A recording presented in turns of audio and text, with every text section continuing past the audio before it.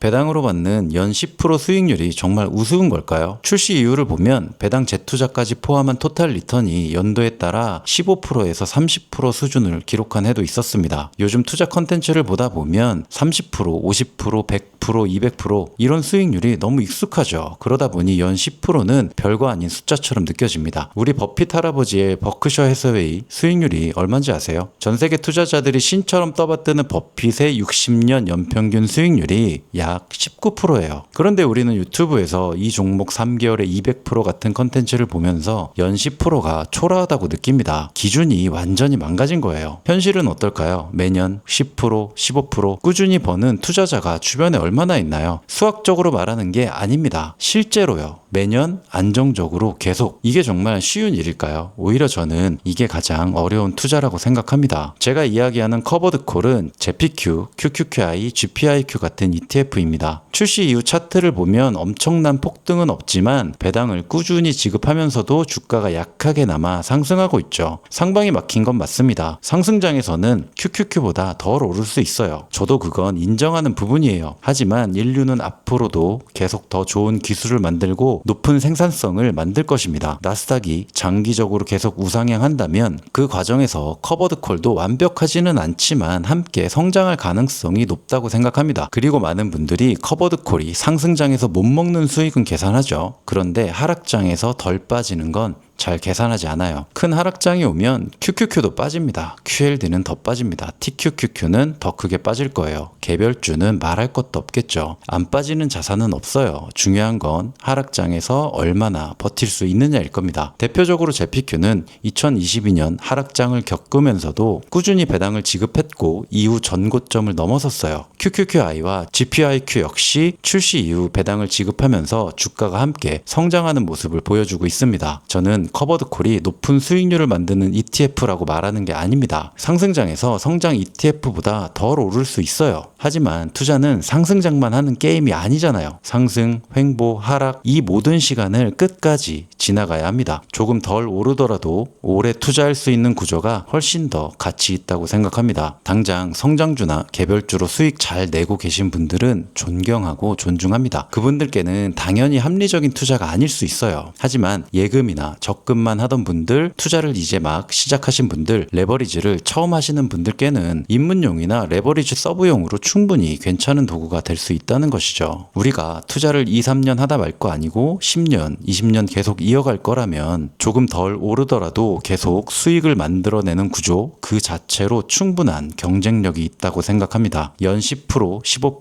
20% 요즘 같은 장에서는 이 숫자가 우습게 보일 수 있어요. 하지만 저는 오히려 그 수익률을 10년, 20년 계속 만들어내는 사람이 진짜 투자를 잘하는 사람이라고 봐요. 연 10% 수익률은 우스운 숫자가 아닙니다. 우스운 건 그걸 20년 동안 계속 할 수 있다고 생각하는 거겠죠. 복리는 가장 높은 수익률보다 끊기지 않는 수익률이 더 강합니다.